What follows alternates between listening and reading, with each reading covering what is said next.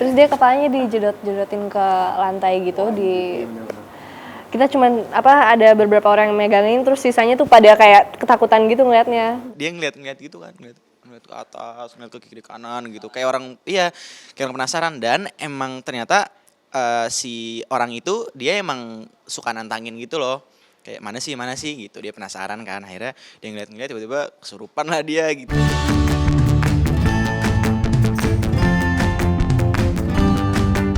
Perkenalkan kami dari Cast Film Surat dari Kematian.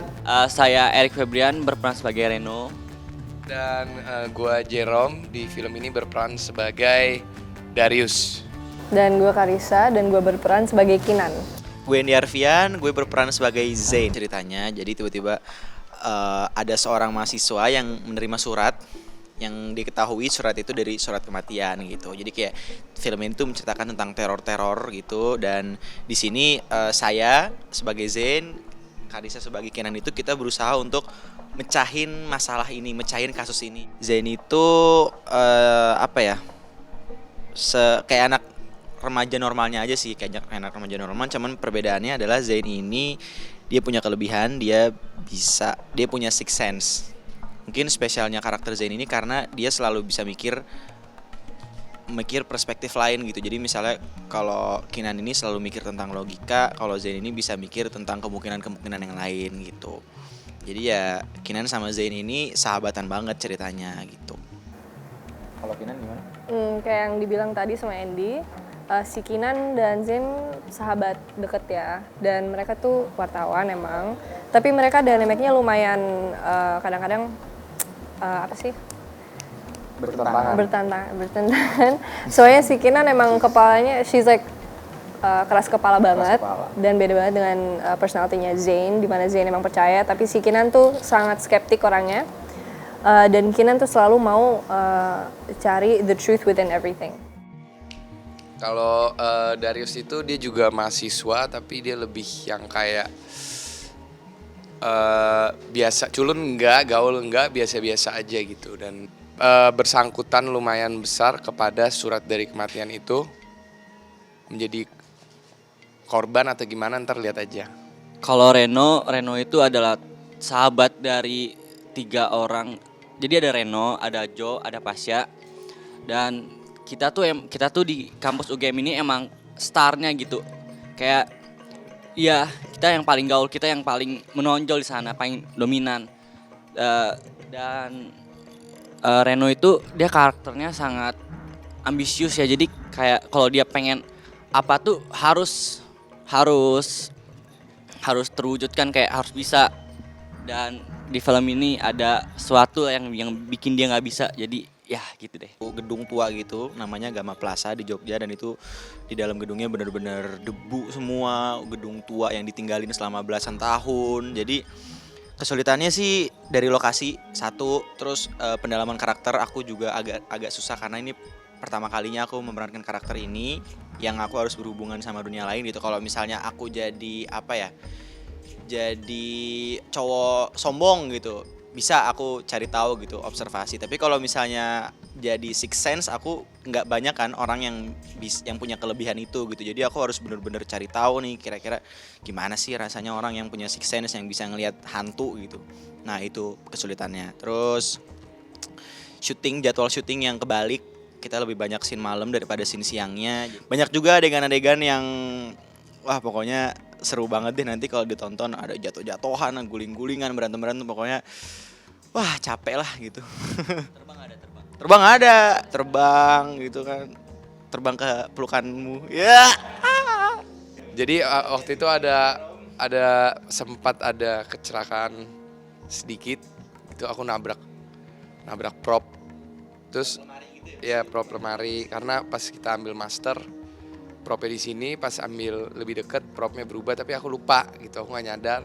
Terus alhasil kejedut tuh ya kan, terus tiba-tiba kejeduknya tuh di sini. Cuman kiranya kejeduk biasa kan, pas udah cut tiba-tiba serot gitu kebuka di sini nih kalau bisa kelihatan kan. Habis itu langsung dibawa ke UGD, dijahit. Jadi sampai sekarang masih kelihatan kan? Ya itu. Ya pasti, karena kan continuity-nya jadi ribet kan. Kayak seharusnya dia nggak ada luka, kok jadi ada luka di mukanya. Gitu. Tapi diakalin lah sama Mas Hestu gimana. Disulap. Penting udah malam banget, udah subuh ya, itu hitungannya subuh. Jadi kita tuh udah pada capek, jadi aku tuh lagi makan, aku diem, tiba-tiba badan ini belakang aku tuh gatel, aduh alergi nih. Aku cek ada udah nggak ada ya. Tapi aku ke manajer aku bilang, gatel nih, pas dibuka ini udah bentol, belakangnya udah bentol. Ada orang yang bisa tiba-tiba bilang, aku tuh dituin kuntilanak. Jadi aku tuh sempat kayak mual-mual dan aku kayak tidur, kayak merem. Terus pas buka mata aku tuh blur. Jadi ngeliat orang tuh satu antara 1, 2. Jadi ngebayang gitu. Pas orang yang bisa kasih tahu itu ada kuntilanak lagi di belakang nutupin mata aku katanya. Dan aku sempat dikasih dia dibaca gini lah dan bisa. Sebenarnya kita berusaha nutup-nutupin sih gitu, karena kan yang mau kita jual emang cerita film kita gitu, bukannya dari gimmick-gimmick kesurupan lah apalah. Ini cuman, tapi kalau emang pengen tahu ya nggak apa-apa kita ceritain. Jadi sebenarnya waktu syuting di Gama Plaza, gedung tua angker itu, jadi ada orang make up. Awalnya dia jadi ruang wardrobe itu di bawah di basement, kita setnya di lantai atasnya. Nah dia lagi naik tangga ke atas nyamperin kita ke set gitu kan. Terus tiba-tiba dia ngeliat gitu kan, ngeliat ke atas, ngeliat ke kiri kanan gitu, kayak orang penasaran. Dan emang ternyata si orang itu dia emang suka nantangin gitu loh, kayak mana sih gitu, dia penasaran kan. Akhirnya dia ngeliat tiba-tiba kesurupan lah dia gitu kan, nggak tahu kemasukan apa.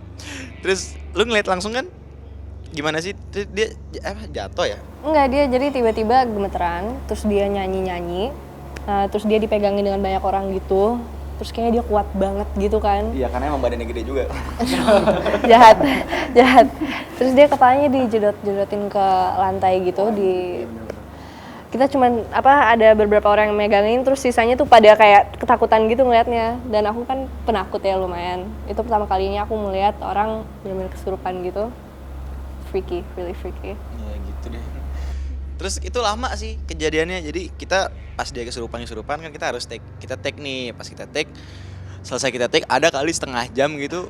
Dia emang udah dipindahin sih, dia udah dipindahin ke ruang kostum. Cuman pas kita ngelihat dia masih kayak bengong gitu, diem gitu. Wah serem banget. Kalau saya pernah sih, tapi nggak pernah ditunjukin gitu. Mungkin kalau ditunjukin pernah waktu kecil banget. Cuman pas gede-gede ini sih dikerjain doang. Jadi kayak waktu syuting ada pintu kebuka gitu, tiba-tiba cukruk tutup. Enggak gitu, enggak kayak di film-film langsung cukruk gitu ketutup kenceng, padahal nggak ada angin gitu aja sih. Cuman waktu itu setelah pintunya ketutup kan masih lanjut take gitu kan. Aku cuman nggak ada yang tahu juga, cuman aku sama orang boomer gitu doang. Terus kayak iya nggak usah bilang ntar pada takut. Udah, terus setelah itu pas lagi take, jadi ada salah satu adegan kabur gitu, saya lari sambil mundur, tiba-tiba nggak ada apa-apa, saya kesandung kepala saya ke pentok meja gitu, ujung meja sampai bengkak gitu. Ya nggak tahu sih, mungkin emang saya teledor aja gitu. Cuman pasti ada aja kan yang nyangkutin ini didorong nih apa gitu. Ya mungkin kurang baca doa juga kali, apa emang ada yang nggak suka aja. Beberapa scene yang ya keluar tenaga banget dan challenging karena emang ekspresinya juga beda dengan film drama ya. Turns out I can't do a scared face very well. Tapi ya seru banget. Seru Dan takutan sih. Seru ya. Karena kita juga syutingnya malam terus kan. Oh enggak, aku scene-nya malam terus sih. Lu aja, kita belum ada siang. Kalau aku scene-nya malam terus dan emang serem sih karena tempat-tempatnya juga emang katanya angker. Karena ini mungkin film horor pertama, jadi persiapannya lebih khusus lagi.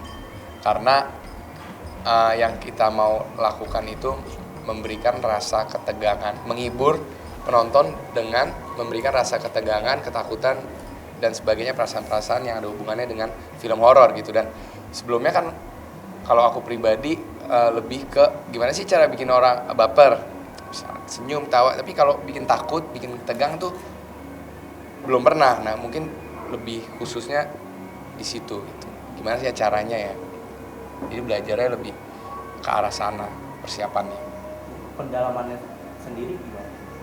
Ya dari proses reading, one on one dengan sutradara dan pemain-pemain yang lain, banyak tanya sama yang udah senior ya kan. NDR Kan sih. situ yang main film senior. Seandainya. Kali ini kan jatuhnya apa ya? Prince of Horror NDR film. Ya gitu, persiapannya lebih. Oke, kenapa kalian harus nonton film Surat dari Kematian? Karena saya bisa jamin dan saya yakin banget kalau kalian bakalan puas nonton film ini karena untuk kalian yang orang yang pekerja keras dan tidak mudah menyerah, pasti kalian seneng karena film ini dibuat mikir banget. Kalian bakal mikir ini abis ini bakal kayak gimana, konfliknya bakal gimana. Dan jujur, saya waktu baca skripnya, awal saya baca skrip itu saya langsung tertarik banget gitu. Saya justru langsung kayak bertanya-tanya, ini abis ini gimana ya, abis ini gimana ya. Saya baru baca scene-scene awal aja, saya udah penasaran banget gitu, saking penasarannya gitu. Jadi menurut saya, dan saya berdoa juga semoga hasilnya bisa bagus. Ya itu sih kenapa harus nonton ini, karena kalian bakal dibuat mikir, apalagi kalau kalian penyuka film horor dan thriller digabung jadi satu. Nah, jadinya film kita ini Surat dari Kematian gitu. Jadi ada ketakutannya, ada menegangkannya, ada bingungnya, dan ada ketawa-ketawanya juga gitu. Hey Hai, Vivanians, jangan lupa nonton film Surat dari Kematian tanggal 9 Januari 2020 di bioskop. Jangan lupa nonton.